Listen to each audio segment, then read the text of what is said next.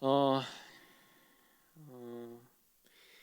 어제 잠깐 그 뭐를 배달하러 이제 좀 운전하고 다니다가 홈디포 앞을 지나는데 그 홈디포 앞에 차량이 되게 많더라고요. 그래서 막 사람들이 아마 날도 좀 좋고 뭔가 이렇게 경제 뭐 이렇게 완화 뭐 그런 걸로 이제 어느 정도 나가도 된다 뭐 이런 것들이 있어서 그런지 토요일이고 그러니까 사람들 엄청 홈디포 앞에 이렇게 막 바글바글한데 되게 홈디포가 부럽기는 처음이더라고요. 그래서 우리가 언제가 될지 모르겠지만 우리 청년들이 같이 모여서 좀 예배드리는 그런 날이 빨리 왔으면 좋겠고 여러분들 빨리 다시 오는 날이 왔으면 좋겠고 오늘 또 찬양팀이 와가지고 저희도 나름 바글바글합니다. 한 10명 정도 본당에 있는데 너무 반갑고 여러분들도 다 보는 그런 날이 빨리 오기를 기대해 봅니다. 오늘 볼 말씀 같이 보도록 하겠습니다. 하나님께서 주신 말씀 히브리서 11장 30절 말씀입니다. 11장 30절 말씀. 히브리서 11장 30절 말씀 짧으니까요 같이 읽도록 하겠습니다. 시작. 믿음으로 7일 동안 여리고를 도니 성이 무너졌으며. 아멘. 제가 뭐 하나 읽어드릴게요. 잘 들어보세요. 프라이팬에 떡과 물, 종이컵 2컵과 설탕 3스푼을 넣고 끓인다. 보글보글 끓으면 고추장을 밥숟가락으로 1스푼 넣어준다. 고추장이 뭉치지 않게 잘 풀어주고 간장 2스푼도 함께 넣어준다. 고춧가루 1.5스푼을 더 넣어준다. 마지막으로 총총 썰은 파를 넣고 잘 버무리면 끝. 이게 뭔지 아세요? 백종원의 떡볶이 레시피라고 합니다. 요즘 뭐 백종원 분이 백종원님이 어떻게 불러야 되지? 하여튼 백종원 씨 아니 뭐 하여튼 그분이 이렇게 레시피 같은 거를 막 이렇게 집에 사람들이 계속 있으니까 음식 해 먹으라고 본인의 어떤 비법과 노하우 이런 것들을 공개를 막 하나 봐요. 그러면서 이제 사람들 사이에서 특히 이제 우리 떡볶이 다들 좋아하지 않습니까? 그래서 간단하고 맛있게 먹을 수 있는 그 레시피를 이렇게 공개한 걸 제가 이제 구글에서 발췌를 했어요. 이대로 하면 아마 맛있는 백종원님의 그 수준의 그 떡볶이가 나올 것 같은데 저도 뭐 딴 음식을 따라해 본 적이 있습니다. 김치찌개였나 뭐 이렇게 따라해 본 적이 있는데 그대로 하면 어느 정도 되게 맛이 괜찮게 나오더라고요. 특별히 이제 여기 말한 대로 뭐 종이컵 2컵과 설탕 3스푼, 고추장을 밥숟가락으로 1스푼, 네, 그다음에 간장도 2스푼, 고춧가루도 1.5스푼 이렇게 딱딱 계량에 맞게 하면은 어느 정도 빗나가지 않게 이 맛을 낼 수 있는 것 같아요. 제가 커피 또 좋아하지 않습니까? 커피도 내릴 때 저 항상 무게 재면서 내리거든요. 그러면 웬만하면은 그 무게에 따라서 어떤 비율을 맞추면은 웬만하면은 그렇게 괜찮은 맛이 납니다. 그분이 이렇게 진행하는 TV 프로그램 골목식당 그것을 보면은 저는 이제 짤이라고 하죠. 그 짧은 영상으로 이렇게 몇 번 보는데 뭐 이렇게 되게 허름한 막 쓰러져가는 막 되게 장사가 안 되는 그 식당이 이분이 딱 나타나서 맛을 보고 아 이렇게 하면 될 것 같아요 하고 지령을 내리고 뭔가 조언을 주고 그대로 사장이 그 식당의 사장님이 그거를 따라서 막 이렇게 하고 그대로 하면은 되게 그 식당이 잘 되고 맛이 좋아지고 막 사람들이 뭐 방송의 힘도 있겠지만 사람들이 막 바글바글해져요. 그 백종원 씨가 하시는 백종원님이 그렇게 하는 이렇게 인도한다고 해야 되나 가르쳐 주는 대로 뭐 레시피도 바꿔주고 뭐 메뉴도 막 바꿔주고 뭐 심지어 막 식당 내부의 어떤 그 분위기나 막 인테리어 같은 그런 것도 막 이렇게 얘기를 하면 사장님들이 그 되게 절망에 빠진 사장님들 그거 듣고 막 따라하면 그대로 막 이렇게 그대로 하면은 분위기도 바뀌고 맛도 바뀌고 심지어 이제 자기가 그 사장으로서의 그 음식점을 오래 했던 그 삶으로서의 그 태도도 막 바뀌는 것을 좀 보는 것 같습니다.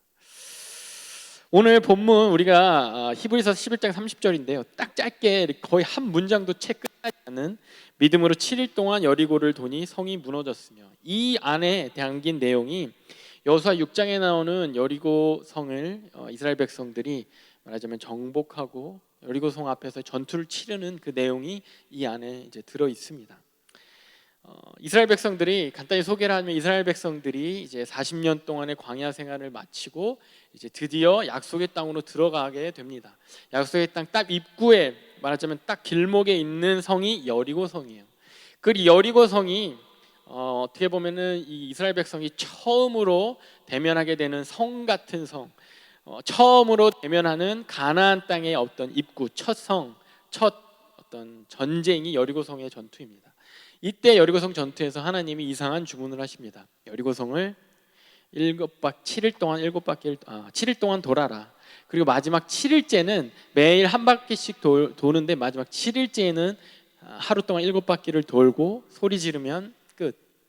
마치 아까 그 떡볶이 레시피처럼 그냥 이렇게 되게 이렇게 레시피 한 5줄이거든요. 그런 것처럼 하나님 되게 간단하게 얘기하세요.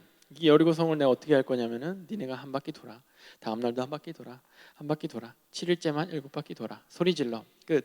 이렇게 얘기를 하십니다. 그리고 그대로 이스라엘 백성이 또 황당하게 그대로 해요. 그러고 이 여리고성이 무너지고 이 여리고성 전투에 승리하게 됩니다. 이스라엘 백성이 하나님을 믿고 하나님이 가르쳐준 레시피대로 하나님을 믿고 순종함으로써 여리고성 전투에서 승리한 그 순종의 의미를 좀 오늘 여러분들과 좀 나누기를 원합니다. 오늘 그 히브리서 11장 30절을 계속 보면서 그 안에 담겨진 그 순종의 의미, 순종의 어떤 뜻, 그런 것들을 우리가 보면서 우리가 어떻게 순종할 것인가를 좀 같이 여러분들과 나누기 원하는데요. 첫 번째, 순종은요, 우리들을 인내하게 합니다. 여러분들, 순종은 우리를 인내하게 해요. 11장 30절에 믿음으로 7일 동안 여리고를 도니 성이 무너졌으며, 여기서 7일 동안 여리고성을 돌았다고 했어요. 7일. 하나님이 7일 동안 돌아라 이렇게 명령을 하십니다. 여리고성을 딱 이렇게 대면했을 때. 여러분, 7은 완전한 수입니다. 하나님의 수예요. 7은 하나님이 천지를 창조하시고 며칠 동안 창조하셨죠? 그렇죠. 여러분들 목소리가 들리는 듯해요. 6일 동안 창조하시고 7일째에 쉬셨죠. 그 안식하셨죠. 거기까지가 창조입니다. 매일 어떤 것들을 창조하시고 7일째 모든 것을 보시면서 안식하셨다라는 게 창조의 컴플리션이에요. 그러니까 7은 하나님이 창조는 7일 동안 6일 동안 뭔가를 일을 하셨지만 그 창조의 완성은 딱 7일에서 끝나요. 그리고 마찬가지로 그 7일의 완성을, 그 안식을 우리가 기념하는, 하나님이 계속 그 백성들에게 안식년을 가져라. 모든 땅이 7년 동안 열심히 그 땅에 소산을 내고 7년째 되는 해는 그 땅에서 농사도 짓지 마라. 그러면서 한 사이클이 이렇게 지나갑니다. 땅에 지금 보면은 되게 놀라운 지혜죠. 땅에 어떤 그 양분이 계속 식물이나 곡물들이 다 뺏어가는데 그걸 7년째 쉼으로써 다시 땅이 회복되게 되는 것을 말하자면 하나님이 허락한 거죠. 그리고 여러분들 요한계시록, 우리 성경 파노라마반에서 요한계시록 7교회를 말하지 않았습니까? 7교회가 7개의 교회를 말하면서 결국에는 보편적인 교회들 전체에게 하는 그런 메시지였던 거예요. 7교회를 7이라는 것을 들어서 대표성을 가지고 전체 교회에게 하나님이 말씀하시는 거예요. 그리고 여러분들, 또 노아가 홍수 가운데 방주로서 살아남았죠, 그죠? 온 지구가, 온 세상이 물에 잠겼는데 노아만 하나님 말씀에 순종해서 방주 안에서 살아남았어요. 노아와 가족들이. 그리고 그 비가 그치고 홍수가 잦아들 때 노아가 비둘기를 내보냅니다. 땅이 말랐는지를 알아보게 내보내고 또 7일 동안 기다렸다가 또 비둘기를 내보냅니다. 뭐냐면 그 기다림에, 어떤 완성된 기다림이 7일 만에 이런 사이클이 일어났다라는 거예요. 마태복음 18장 22절에는 우리가 얼마만큼, 제자들이 물어봐요. 우리가 얼마만큼 용서해야 돼요? 예수님 용서하라고 하는데 어느 정도 용서해야 돼요? 이 나쁜 놈을 어떻게 용서해야 돼요? 얼마만큼 제가 참아야 됩니까? 라고 물었을 때 예수님이 7번씩 70번이라도, 그러니까 7번씩 70번이라도 용서해라. 그러니까 계속 7을 강조하는 거야. 그러니까 영원히 용서해라. 용서를 구하면 그냥 무조건 용서해. 이 얘기를 7번씩 70번이라도 용서해라라고 말씀해 주시는 거예요. 그러니까 490번만 용서해라 이런 게 아니라 7번씩 70번이라도, 그러니까 계속해서 용서해야 된다. 끝까지 용서해야 한다고 말씀을 하시는 거예요. 그렇게 7이라는 건 하나님의 숫자고 완전을 나타내는 숫자고 많음을 나타내는 숫자입니다. 되게 많아. 7이에요. 마찬가지로 여기에서도 믿음으로 7일 동안 여리고성을 돌았다고 했어요. 그리고 여호수아 6장 4절에 일곱 번째 날에는 이렇게 나와 있어요. 6장 4절에 제사장 일곱 양강나팔을 잡고 언약궤 앞에서 나아갈 것이요 일곱째 날에는 그 성을 7번 돌며 제사장들은 나팔을 불 것이며. 지금 한 절에 일곱이 몇 번이나 나옵니까? 하나님이 이스라엘 백성들에게 7일 동안 돌라고 했을 때, 자 7일을 돌라고 했고 일주일이죠. 그리고 구체적인 지령 가운데 일곱 제사장이 일곱 양강나팔을 들고 그 다음에 일곱째 날에 그 성을 7번 돌으라고 이렇게 일곱을 계속해서 티를 내면서 말씀을 하시는 거예요. 뭐냐면 하나님께서 내가 여기 개입돼 있다라고 계속 티를 내시는 겁니다. 7을 계속 들어가시면서. 이 전쟁은 전쟁을 하지 않는 전쟁이에요. 하나님이 이스라엘 백성에서 요구하는 이 전쟁은 전쟁 안 하는 전쟁입니다. 전쟁을 안 하고 기다리는 전쟁이에요. 하루에 한 바퀴 돌고 기다리고 한 바퀴 돌고 기다려요. 자, 약속하셨어요. 분명히 하나님이 이 가나안 땅을, 그 가나안 땅 입구에서 지금 기다리는 거예요. 입구에서 지금 여리고성을 만난 거예요. 여기에서 입구 뚫고 가야 되는데, 입구를 지나가야 되는데 여기에서 하나님 하라는 게 7일 동안 그냥 하루에 한 바퀴만 여기를 돌으래요. 여리고성이 그 둘레가 이제 뭐 여러 가지 뭐 의견이 있지만 그 둘레가 보통 한 4km 정도, 3-4km 정도 된다고 합니다. 그 성은 말이야 도시는 더 크지만은 그 성 자체는 3-4km 된다고 해요. 그 성을 한번 돌면은 보통 뭐 길게 잡아야 1시간이에요. 그 1시간을 도는 겁니다. 그래서 마지막 1시간을 하루에 돌고 이렇게 그 6장의 그 스토리를 보면은 1시간을 한 바퀴를 돌고 그냥 진으로 돌아와서 진영으로 돌아와서 이스라엘 백성이 그냥 거기서 쉬었다고 그랬어요. 그 다음날 또 아침에 갑니다. 또 한 바퀴 돌아요. 가서 쉬는 거예요. 뭘 전쟁인데 뭘 해야죠. 아니 싸워야 되는데 뚫고 나가야 되는데 1시간 정도 나갔다가 그냥 돌아와요. 하나님이 원하는 건 딱 그거예요. 1시간만 돌고 그냥 돌아와. 그리고 마지막 날 7바퀴를 돕니다. 마지막 날 7일째 되는 7일간의 기다림과 그 플러스 마지막 날에는 7시간, 한 7시간 정도, 정확히 할 수는 없으나 계속 7바퀴를 도는 거예요. 한 바퀴, 두 바퀴, 세 바퀴, 네 바퀴. 듣는 여러분 지금도 지루하지 않습니까? 이거를 하는 거예요. 온 백성이, 이스라엘 온 백성이. 여러분들 과정이 보이지 않는 이 여리고성의 전투입니다. 하루 나갔다 와서 조금 뭐 성벽이 뭐 금이 가거나 뭐 티가 나면은 뭐 뭔가 진행되고 있구나, 하나님 뭔가 하시구나 이러면 되는데 하루, 이틀, 3일, 4일, 6일 동안 아무런 일이 7일째까지 아무런 일이 일어나지 않는 거예요. 과정이 보이지 않는 그런 기다림입니다. 하나님 우리에게 순종을 요구하실 때 이럴 때가 있다라는 거예요. 우리에게 순종을 요구하실 때 하나님이 기다리라고 하실 때가 있다라는 거예요. 기다림 자체가, 우리의 인내 자체가 하나님이 우리에게 요구하시는 순종이 될 때가 많다라는 것입니다. 지금 이 상황 가운데 여러분들이 어떤 상황을 맞는지 모르겠으나 뭐 일단 저는 되게 아무것도 일어나지 않는, 지금 5월 중순이거든요. 뭐 아무것도 한 게 없어요. 사역이 진짜 뭐 미치겠어요. 그런데 하나님 기다리라고 하시는 거예요. 그러니까 뭐 진전이 없는 겁니다. 언제 어떻게 풀릴지 모르겠어요. 홈디포는 저렇게 풀려져 가는데 막 지금 막 파악에도 뭐 사람들이 조금 바글바글 하더라고요. 막 그러고 있는데 이제 슬슬 회사들은 이제 아마 조금씩 오픈하는 것 같아요. 그래서 뭐 출근을 하기도 하고 뭐 이런 것 같은데 예배는 거의 제일 늦게 될 것 같아요. 아마 여러 가지 이유가 있겠습니다. 한국도 뭐 거의 교회가 제일 늦게 열기 막 맨날 비난의 대상이 되고 막 이러는데 어쨌든 제일 늦게 될 것 같아요. 그런 가운데 뭐 진전이 없는 거예요. 이게 어떻게 될 것인가, 뭐 잡히는 게 없는 거예요. 여러분들 삶 가운데 혹시 이런 순종이 요구되는 일이 없습니까? 누군가를 전도해야 되는, 누군가를 위해 기도하고 있는데, 가족을 위해 기도하고 있는데 진전이 없어. 변화될 기미가 안 보여. 내 삶에 뭐 비자라든가 내 삶에 무엇을 위해 기도하고 있고 막 매달리고 있는데 뭐 아무런 기미가 안 보여. 마치 6일 동안 7일 동안 그랬던 것처럼 아무런 변화가 안 보이는 거예요. 그 가운데 하나님이 계속해서 그냥 기도하라고 하시는 거예요. 계속해서 기다리라고 하시는 겁니다. 기다림의 순종을 요구하시는 하나님이요, 과정이 보이지 않는 상황 속에서 우리에게 순종은 바로 인내입니다. 그런 인내. 두 번째로는요, 순종은요 두려움을 초월하게 합니다.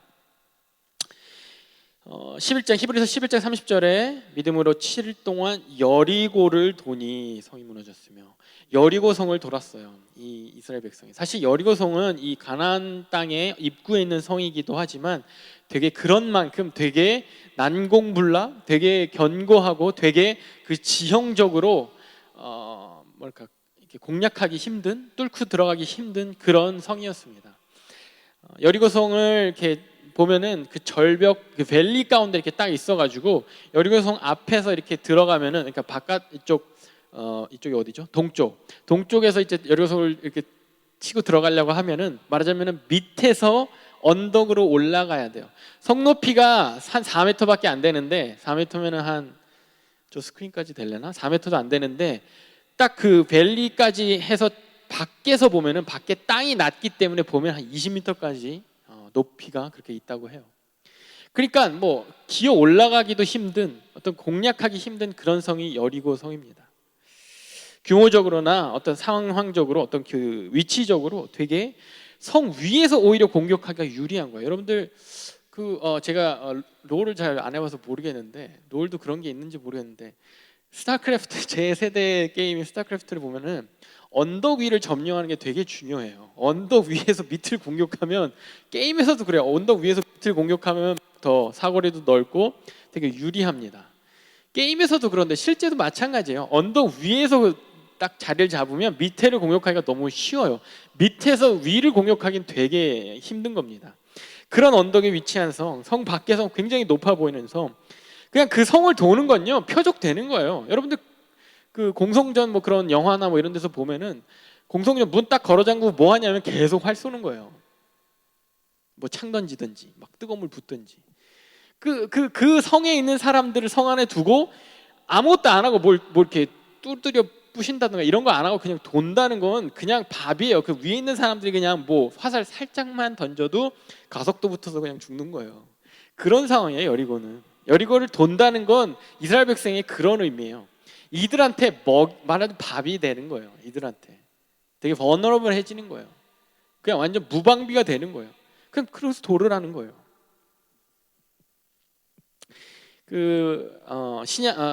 예수님과 제자들이 이렇게 여러 가지 사역을 하고 그런 가운데 제자들이 풍랑을 만납니다. 배를 타고 가다가 풍랑을 만나요. 그 풍랑을 만나서 힘들다 막 이러고 있는데, 저쪽에서 예수님이 물 위를 걸어오세요. 처음에는 뭐 귀신인가 막 이랬다가 가까이 막 걸어오시니까 예수님인 거예요. 막 풍랑 가운데 예수님 만나니까 예수님이 막 걸어오는 거 보니까 단순한 베드로가 막 정신을 잃고 나도 물 위를 걷게 해주세요 라고, 지금 뭐 자기 상황이 어떤지도 모르고 막 그렇게 예수님한테 요구합니다. 그러니까 예수님이 오라 라고 말해요. 오라. 그래서 예수님 말 듣고 베드로가 배 밖으로, 방금까지 풍랑 가운데 막 호적되던 그 베드로가 배 밖으로 뛰쳐나갑니다. 그리고 실제로 물 위를 걸어요. 그렇게 걷다가, 너무 신기하게 물 위를 걷다가, 인류 최초이자 마지막으로 물 위를 걷는 베드로가 바람을 보니까 거기에서 빠져들어갔다고 말하고 있습니다. 여러분, 순종은요 예수님이 오라라고 하는 그 말에 그 예수님 보고 뛰어 들어가는 거예요. 그런데 두려움을 그냥 뚫고 들어가는 거예요. 그런데 딱 그 상황 가운데 내가 바람을 보면은, 주위를 보면은 가라앉기 시작하는 거예요. 여리고성을 도는 이 이스라엘 백성들이 당연히 이성적으로 생각하면 그냥 표적이 되는 거예요. 그냥 죽음이 되는 거예요. 그냥 풍랑 가운데 자기 던지는 거나 마찬가지예요. 여러분들 그 파도 센 바다에 봤습니까? 거기에 자기 던지는 거나 마찬가지예요. 그런데 하나님 말씀에 그냥 하나님 말씀만 보고 그냥 뛰어드는 베드로처럼 가는 거예요. 한 바퀴를 도는 겁니다. 한 바퀴를 도는 거예요. 그 앞에 서 있는 게 아니라 돌면은 다양한 각도에서 여러분들 표적이 되는 거예요. 순종은요 하나님만 바라보기를 결단하는 게 순종입니다. 그럼으로써 두려움이 뚫어지는 거예요. 바람이 없습니까? 베드로에게 바람이 없었어요. 베드로에게 풍랑이 없었습니까? 근데 거기에서 베드로가 뛰어든 거는 그냥 예수님만 바라보고 예수님 그 말만, 오라라는 그 말만 듣고 갔으니까 거기에서 물 위를 걷게 된 거예요. 그러다 정신을 차리게 되는 거죠. 주위를 보게 되는 거죠. 바람을 느끼게 되는 거죠. 내가 여기 왜 있지? 이러면서 빠져들게 되는 겁니다. 여리고성을 돌고는 이 이스라엘 백성은 하나님의 말씀 가운데 그 말씀만 보고 뛰어들듯이 그 여리고성을 돌고 있는 거예요. 그러다가 이 여리고성을 돌고 있는 이 백성이 만약에 성을 봤다면, 만약에 여리고성을 돌고 있는 백성이 성 위에 있는 적을 봤다면 이들도 무너졌겠죠. 그런데 이들 가운데 언약궤가 있고 이들 가운데 양각 나팔 소리로 계속 그 제사장들이 나팔 소리를 불고 하나님이 계속 자기만 보도록, 자기가 한 그 명령만 듣도록 계속해서 인도하시는 거예요. 나팔 소리를 듣도록, 언약궤를 보도록, 이것만 보고 따라가. 성을 보지 말고, 저 성 높이를 보지 말고 그냥 언약궤만 따라가, 나팔 소리만 따라가. 예수님이 오라 하는 그 말만 따라가라고 하시는 그 말씀이십니다. 우리에게 순종은 이런 거예요. 하나님만 바라보기로 결단하고 나아갈 때 그 두려움을, 우리가 갖고 있는 우리의 상황이 주는 두려움, 우리의 현실이 주는 그 두려움을 뚫고 나아가게 되는 것입니다. 제가 이제 선교, 올해는 아마도 거의 선교가 단기 선교가 우리에게 주어지지 않을 것 같아요. 올해는. 근데 이제 올해가 시작하면서 이제 단기 선교에 대해서 막 여러분들 청년들, 우리 영혼공식 가운데 막 그 프로모트를 하고 막 이렇게 관심을 일으키고 막 이러면서 성경합시다 하면서 제가 항상 직장인들이나 뭐 학생들은 좀 자유롭죠. 항상 하는 얘기 그래요. 사장님한테 가서 말해. 일단 그냥 말하라고. 그냥 뭐 거절하면 땡이고, 거절하면 그냥 거절되는 거고, 두려워하지 말고 그냥 사장님한테 가서 말해라고 항상 제가 이렇게 청년들을 다 녹이고 막 이렇게 제 입장에서 인커리지 하는 건데 청년들 입장에서는 되게 괴로워하고 막 프레셔를 느끼고 제가 자주 그럽니다.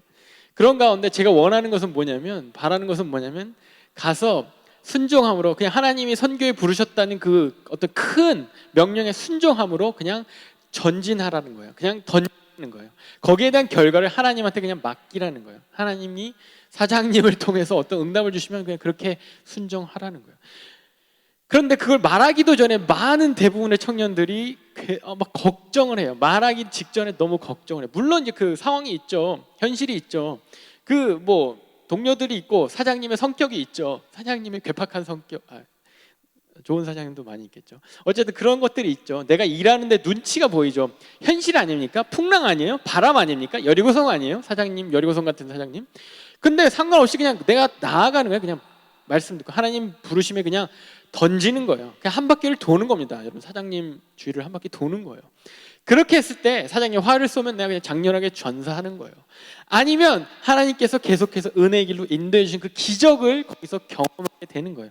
여리고성이 무너지는 그 기적을 경험하게 되는 겁니다. 실제로 그렇게 허락을 얻었어요. 연초에 그런 어떤 청년이 허락을 얻어서 그 기쁜 소식을 전했습니다. 근데 또 못 가게 상황이 됐잖아요. 이미 거기에서 하나님과의 여러분들의 순종이 거기에서 끝난 겁니다. 거기에서 컴플리트 된 거예요. 우리가 상황 가운데 또 하나님 허락하지 않으셔서 우리가 선교를 못 가게 되었을지라도 여러분은 그 순종을 행한 겁니다. 어떻게? 하나님만 바라봄으로, 그 두려움을 뚫고, 상황을 뚫고. 하나님 말씀에 순종한다는 것은요, 우리가 실제적으로 싸우지 않는 전쟁을 치르는 거예요. 내가 그냥 던지는 건 뭐냐면 하나님이 거기서 나머지는 알아서 하는 거예요. 여리고성 같은 사장님하고 뭐 얘기를 하시던, 풍랑과 같은 부모님과 얘기를 하시던, 바람과 같은 나의 재정 상태를 하나님이 어떻게 하시든, 하나님이 그냥 그 다음부터는 싸우신 거예요. 내가 순종해버리면 그 다음부터는 하나님이 그 뒷감당 하시는 거예요. 하나님의 전쟁이 돼버리는 겁니다. 그렇기 때문에 우리는 순종을 통해서 우리 두려움을 초월할 수 있는 거예요. 현실이 주는 두려움, 현실이 주는 어려움을 초월할 수 있는 겁니다. 세 번째로, 순종은요, 하나님의 뜻을 실현하게 합니다. 다시 히브리서 11장 30절에 믿음으로 7일 동안 여리고를 도니 성이 무너졌으며, 성이 무너지는 데에 단순히 그런 어떤 이스라엘 백성이 막 전쟁에서 승리한 그 수준 외에 하나님의 뜻과 계획이 있었습니다. 여러분들 아까 백종원 그분이 말한 것처럼 그분이 어떤 그 오래된 경험과 노하우로 막 레시피를 주잖아요. 해결책을 주잖아요. 그런 어떤 이미 그 사람에게는 해본 경험과 큰 픽처가 있는 거예요. 이것이 어떤 아웃컴을 낼 거라는 그런 결론이 이미 있는 겁니다. 여러분들, 우리들이 가구를 사거나 어떤 뭐 하다못해 장난감을 사도, 레고 같은 걸 사도 그 안에 설명서가 있잖아요. 그걸 만든 사람의, 그거를 지은 사람의 어떤 이거 아웃컴에 대한 이미 예상이 있고 이미 경험이 있는 겁니다. 그것이 설명서로 들어있고 그것이 음식으로 레시피가 있는 거예요. 그래서 우리는 그것을 보고서 따라하지 않습니까? 그걸 따라했을 때 우리도 모르게 그 완성품이 되는 거예요. 맛을 막 일일이 보면서 우리가 뭐 어떻게 조절 안 해도 그 계량한 대로 뭐 2스푼을 넣고 2컵을 넣고 1.5스푼을 넣고 이러면은 그 맛이, 그걸 경험했던 사람, 그것을 완성했던 해봤던 사람에 의해서 그 맛이 개런티되고 그 맛을 낼 수가 있는 겁니다. 우리도 모르게 완성품이 되는 거예요. 계속 레고의 그 설명서대로 블락 쌓아가다 보면 그 완성품이 되어지는 겁니다. 노아에게, 아까 잠깐 언급한 노아에게도 하나님이 노아의 방주를 이렇게 지어라, 아크를 이렇게 만들어라라고 되게 디테일하게 말씀하세요. 그걸 또 산 위에 만들라고 하셔요. 배라는 걸 만들어 본 적도 없는 노아고 홍수란 걸 경험해, 그런 큰 비를 그 역사상 그 당시 노아 때까지 큰 비가 있어 보지도 않았어요. 그 가운데 아무것도 경험해 보지 못한 것을 노아가 그냥 순종함으로 만들어내는 거예요. 그러면 이미 모든 것을 알고 계시는, 계획하고 계신 그 하나님이 그 홍수 가운데 살 수 있는, 노아가 살 수 있는 그 방주를 완벽한, 노아뿐만 아니라 동물들, 가족들이 살 수 있는 그 방주를 이미 노아의 순종함을 통해서 만들어 가고 계시는 겁니다. 여리고를 돌기 전에요, 이스라엘 백성들이 이 여리고가 여호수아 6장에 나오거든요. 여호수아 6장 전에, 여호수아 시작하면서부터 가나안 약속의 땅으로 들어가는 여정이 시작되는데 6장 전에 몇 가지 일련의 사건들이 나옵니다. 이스라엘 백성이 요단강을 건너요. 먼저 요단강을 이 동쪽에서 서쪽으로 건너갑니다. 광야 생활을 마치고 요단강을 건너는 사건, 그리고 건너자마자 뭘 하냐면 할례를 하고 유월절 절기를 지키라는 사건이 있어요. 그러고 거기에서 여호와의 바로 이 6장 바로 직전에 5장 마지막 부분에 여호와의 군대 장관을 대면하여 만나게 됩니다. 여호수아가. 이 일련의 사건들이 있어요. 이 약속의 땅으로 들어가는 이 이스라엘 백성들에게 하나님이 계속해서 이런 믿음과 순종에 관계되는 사건들을 허락하십니다. 계속해서 던지세요. 이렇게 해, 이렇게 해, 이렇게 던지십니다. 하나님을 지난주에 봤던 이 홍해를 건넜던 1세대는요, 무슨 문제? 1세대는 하나님을 온전히 믿지 못했던 세대였습니다. 온전히 풍랑을, 인생의 풍랑을 만나고 어려움을 만났을 때 계속해서 이 1세대는요, 애굽으로 돌아가자, 애굽으로 돌아가자, 다시 돌아가자. 여러분들, 애굽은요, 지난주에 잠깐 언급한 대로 죄악이 있는 곳이고 하나님의 통치가 없는 곳이고, 하나님이 이스라엘 백성을 데리고 홍해를 건너서 데리고 나온 이유는요, 약속의 땅으로 하나님의 백성으로 하나님의 나라를 이루려고 그런 하는 과정 가운데 데리고 나오신 거예요. 그러니까 하나님의, 당신의 백성을 만들려고 하는데 자꾸 나 옛날 내 아들, 내 자식을 내가 찾아오는데 자꾸 옛날 집이 좋아, 옛날 집이 좋아. 거긴 그래도 먹을 게 있었지. 죄를 지면 뭐해? 거기가 뭐 나쁜 집이면 어때? 내가 먹을 게 있는데. 그러면서 계속 그 얘기를 하시는, 그 얘기를 이스라엘 백성들이 합니다. 1세대가. 그럼으로써 하나님이 1세대는 이 광야에서 죽게 되고 약속의 땅을 참으로 들어가지 못하게 되고 2세대가 약속의 땅에 들어가게 될 것이다 라고 말씀을 하시고, 진짜로 2세대가 약속의 땅으로 들어가게 되는 과정이에요. 1세대는 구원받은, 이건 1세대가 대표하는 것은 우리들 가운데, 현대인을 사는 우리들 가운데도 구원받은 삶에 대해서 계속 거부하는 거예요. 옛날이 좋았는데, 교회 안 다닐 때가 좋았는데, 그리고 다시 글로 돌아가는 거예요. 교회 좀 나가다가 다시 그냥 교회 안 나가는 삶으로, 하나님 좀 믿다가 믿지 않는 그냥 삶으로 돌아가는 거예요. 그것이 1세대의 삶이에요. 그 1세대에게는 약속의 땅이 주어지지 않아요. 그러나 2세대, 하나님의 그 말씀을 믿고 하나님의 말씀을 따라가고자 하는 그 사람, 구원의 삶을 찾고자 하는 그 세대에는 약속의 땅이 주어지는 거예요. 영생과 구원이 주어지는 겁니다. 그런 민족으로 만들기 위해서 이 사건들을 계속해서 일련의 사건들을 주는 거예요. 요단강을 건너는 이유는요, 요단강이, 홍해는 하나님이 물을 다 거두셨죠. 요단강은 언약궤가 먼저 들어가면 물이 멈추는 그런 과정을, 비슷한데 다른 과정을 거치게 해요. 왜? 이제 언약 백성이라는 것을 하나님이 알게 해주시는 거예요. 요단강 건너자마자 할례하는 거, 그 다음에 유월절을 지키게 하는 거. 할례는 말하자면 설컴시전이죠. 할례하면 남자들 움직이지 못합니다. 전쟁 못해요. 지난주에 말한 배수의 진 있잖아요. 홍해가 앞에 있고 뒤에 여리고 애굽 군대가 쫓아오고, 마찬가지로 그 배수의 진 가운데 요단강 건넜잖아요. 뒤엔 강이 있잖아요. 앞에는 여리고성이 있어요. 거기서 성문 열고 저기 쫓아와 나오면 그냥 죽는 거예요. 할례를 함으로써 아무것도 못해요. 한 7일 8일 동안 아무것도 못해요. 움직이지 못해요. 전쟁 당연히 못해요. 그냥 완전 무방비 상태로 하나님이 있게 만드는 거예요. 그리고 유월절 지키라고 해요. 유월절은 뭐냐면은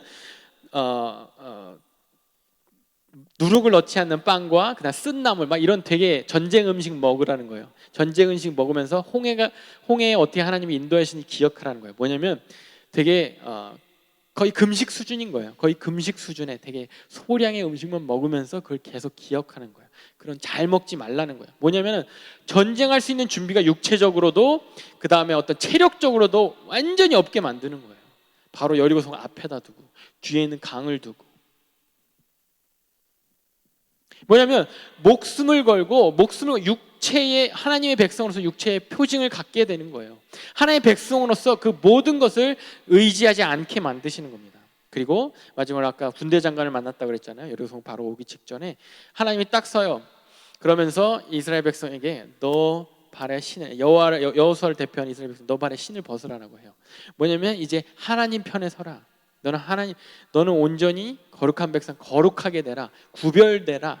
구별돼서 나의 편에 서라. 이 얘기를 하시는 겁니다. 이런 일련의 어떤 순종의 어떤 시리즈를 통해서 여리고성 앞에 쓴 이스라엘 백성이 또 한 번 순종의 어떤 과정을 거치게 합니다. 7일 동안 그 시간 동안 오랜 시간 동안 기다리며 하나님만 바라보고 나아가려 걸어가는 그런 시간을 거치게 합니다. 왜? 광야에서 이제는 약속의 땅으로 들어가는 약속된 그 축복으로 들어가는 그 과정 가운데 말하자면 변화된 민족으로 변화된 삶으로서 들어가게 하시는 거예요.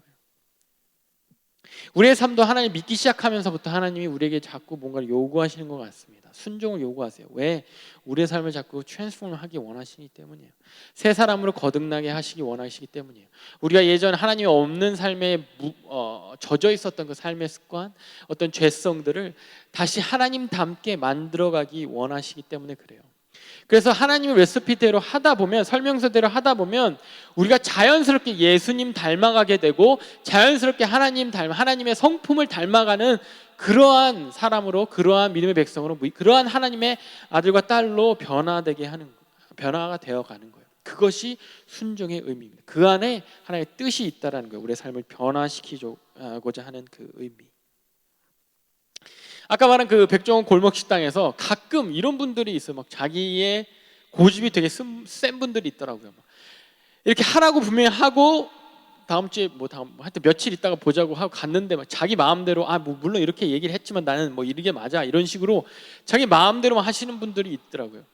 그리고 막 그 말하는 거에 막 말 안 듣고 막 말대꾸 하시는 분들도 있고 이렇게 자기 주장을 계속해서 주장하시는 분들이 있고 그리고 막 이렇게 되게 안 보이니까 딱 백종원 씨가 딱 이렇게 딱딱딱 이렇게 하세요라고 하고 떠났는데 대충 이 부분은 내가 봤을 때 그냥 대충 해도 되고 야채는 이 정도 대충 썰어도 되고 양념 대충 눈대중을 해도 이런 식으로 자기 습관에 젖어서 계속 가르쳐준 대로 안 하는 분들이 있더라고요. 그러면 막 이렇게 분위기 싸해지고 다시 돌아와서 백종원 씨가 막 이렇게 되게 사투리로 되게 그러면 어떡하냐고 막 이렇게 꾸지를 나무라고 그런 과정들이 또 있더라고요.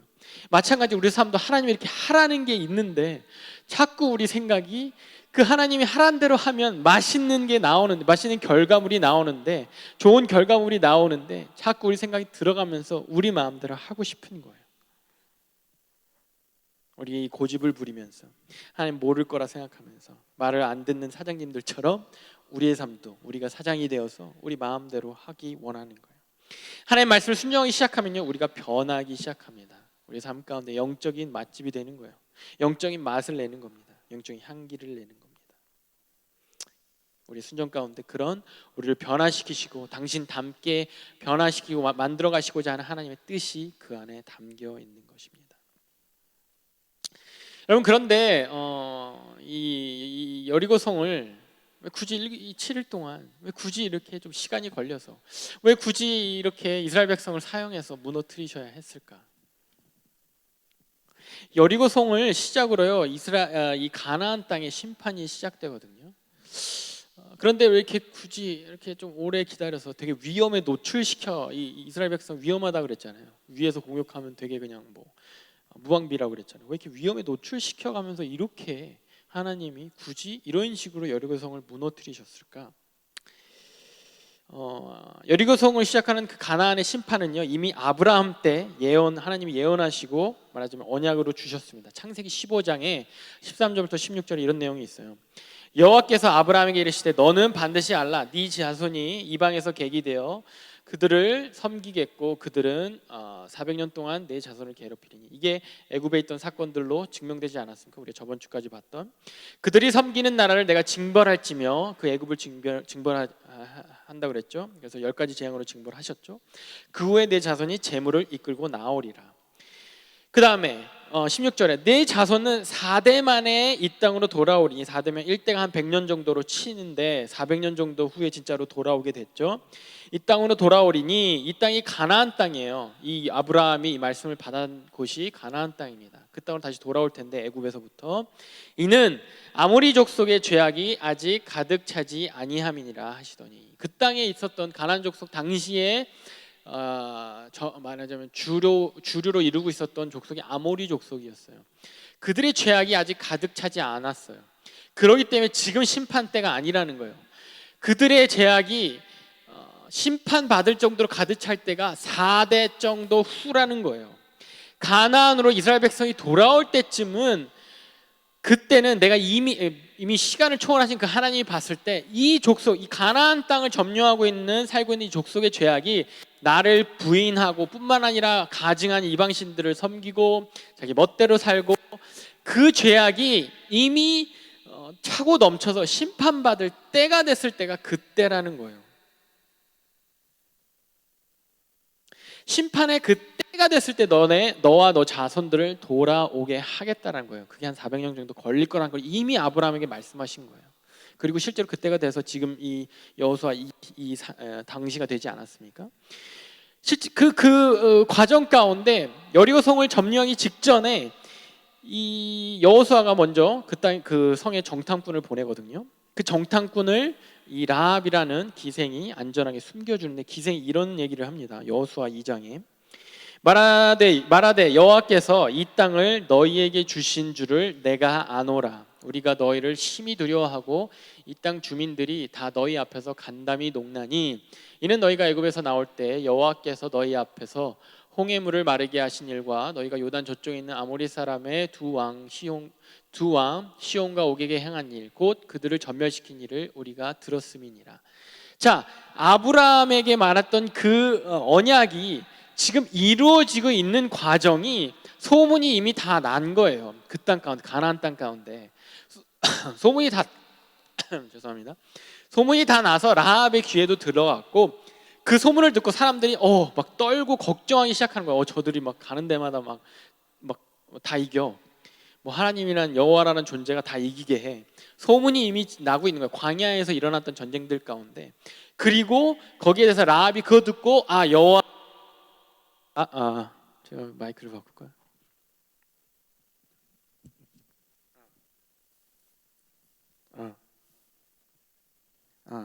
그래, 이런 이벤트가 있어요. 여러분 졸다가 깨죠.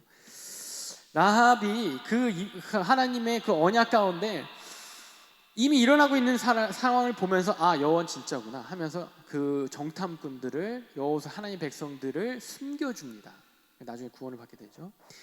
그 가나안 사람들이 알고 대비하는데, 그 대비함이 오늘 여호수아 6장 1절에 이렇게 나와요. 이스라엘 자손들로 말미암아 여리고는 굳게 닫혔고 출입하는 자가 없더라. 얘기 소문 다 듣고 여리고 땅에, 여리고성 그 사람들이 이제 문을 완전 걸어 잠그고 아예 나오지도 않고 완전히 그냥 지키려고 애쓰고 있는 상황이에요. 거기에 라합만 마음문을 열고 이스라엘 백성들, 하나님의 백성을 받아들이고 그 하나님을 영접하는 거예요. 하나님을 믿기 시작해요. 여러분들, 이 이스라엘 백성이 여리고성을 도는 7일 동안 그 얼마나, 물론 공격할 수 있었겠지만 이미 들은 그런 어떤 소문들로 얼마나 이 여리고성 안에 있는 사람들이 공포스러웠겠습니까? 이미 소문 다 났다고 했잖아요. 간담이 녹을 정도로 막 무서운 존재라고 했잖아요. 하나님이 이끄는 이 백성들 얼마나 두려웠겠습니까? 그 두려움 가운데, 이 두려움, 이 심판의 옴을, 심판이 왜 옴을 이 여리고 사람들이 깨달을 수 있는 충분한 시간이 그 안에 있었다라는 거예요. 하나님이 아까 말한 대로 누구죠? 아브라함에게 예언했던 그 400년의 시간이 지났어요. 400년 이후에 광야를 오고 있는 40년의 시간이 또 지났어요. 소문이 막 들려요. 그리고 또 요 앞 코앞까지 와서는 또 7일 동안 이 성을, 내 성을 바로 코앞에 현실적으로 와서는 내 성을 7일 동안 돕니다. 그걸 보고 있는 이 가나안 사람들은 그걸 보고 하나님의 존재를 알고 라합처럼 여호와의 존재를 알고 그것을 깨닫고 회개할 수 있는 시간이 그들에게 주어졌다라는 거예요. 그것이 하나님의 뜻이고 하나님의 마음인 것입니다. 이 여리고 사람들이 굳게 걸어 잠근 건 이 성문뿐만 아니라 자기들 마음이었던 거예요. 자기들이 살고자 그냥 지키고자 하는 마음, 하나님께 나아오고 하나님께 마음을 열고 하나님께 오픈을 하고 하나님께 엎드려지는 마음이 아니라 더 다가오는 하나님 심판 가운데 자기를 오히려 닫고 자기를 걸어 잠그고 자기를 지키려고 하는 그 마음이었다는 거예요.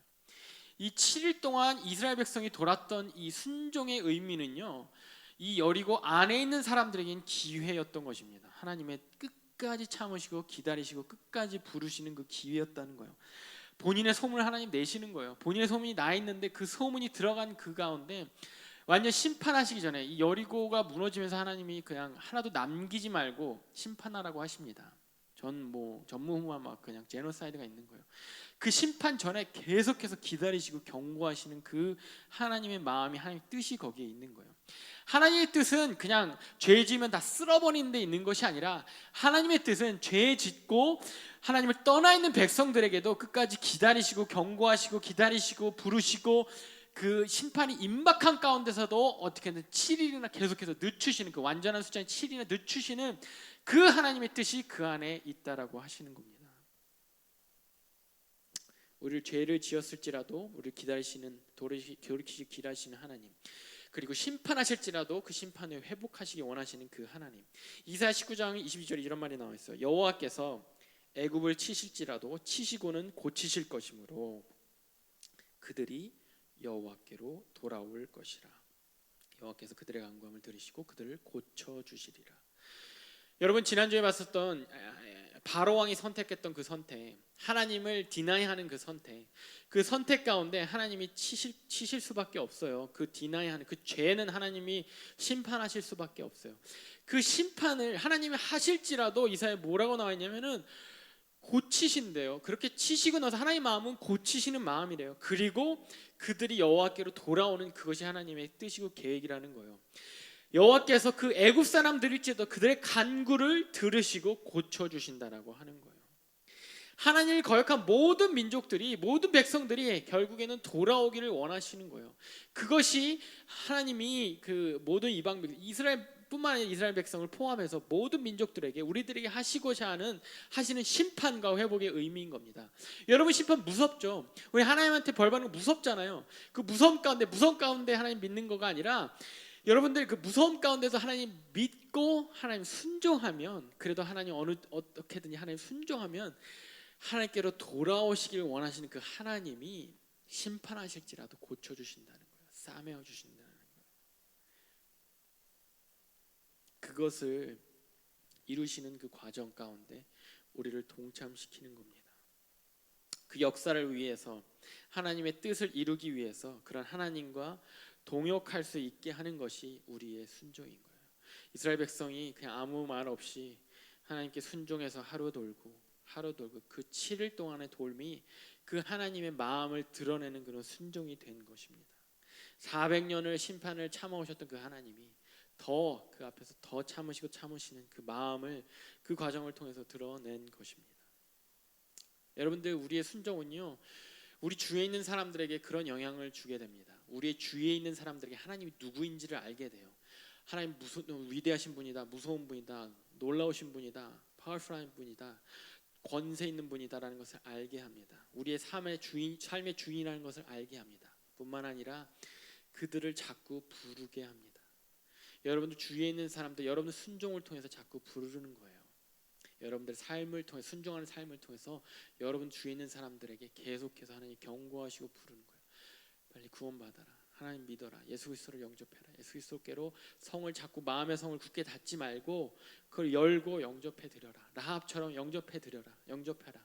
받아들여라. 이거를 하나님께서 여러분들 삶을 통해서 우리의 순종하는 삶을 통해서 계속해서 메시지로 시그널로 주위 사람들에게 전파하는 것입니다. 여러분 우리의 삶은 하나님께 순종하는 삶이 되어야 합니다. 하나님은 우리를 순종하기 원하세요. 왜?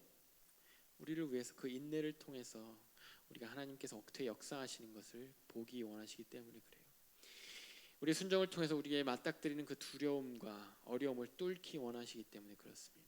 또 우리의 순종을 통해서 하나님의 뜻이 우리의 삶에 이루어지기 원하시고 뿐만 아니라 우리 주위에 모든 사람들에게 하나님의 뜻이, 하나님의 사랑이, 마음이 이루어지기를 하나님이 원하시기 때문에 우리를 순종의 자리로 자꾸 부르십니다. 뭘 순종해야 될까요? 제 눈을 보세요. 여러분들 생각나는 그거예요. 여러분들 매주 하나님께 나올 때 이 순종이란 주제를 갖고 설교를 들을 때 여러분들 마음 가운데 분명히 성령 하나님이 생각나게 하는 것들이 있을 겁니다. 작은 것부터 사소한 것부터 예배의 자리를 지키는 것부터 뭐 말씀을 행하는 것부터 누구를 용서하는 것부터 뭐 어떤 뭐 재정에 관한 것부터 뭐 결단하는 것부터 여러분들 두려움에 떨고 있잖아요. 그 두려움을 뚫는 것부터 그 모든 것들이 하나님이 그 각자에게 주어진 그것들이 하나님 여러분들 가운데 순종하기를 원하는 성을 여리고 성을 한 바퀴 도는 그 순종인 거예요. 대단한 거 순종하라고 하나님 지금 당장 부르시는 거 아니에요. 되게 사소한 거 작은 거 여러분들 마음에 그냥 꺼리기는 하는데 그냥 제쳐두고 있는 거 그거부터 순종하기 원하시는 겁니다. 여리고 성 한 바퀴 돌으라. 오늘 한 바퀴 돌고 내일 또 한 바퀴 돌고 또 한 바퀴 돌으라. 그 과정 가운데 여러분들 하나님 만나게 되는 하나님 능력을 경험하게 되는 저와 여러분들 되기를 주님의 이름으로 축복합니다. 우리 찬양하도록 할까요?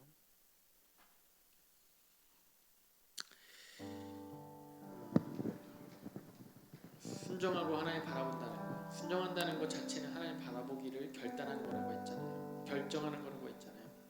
그러면 그 인도한 하나님의 능력을 여러분 바라봐야 합니다.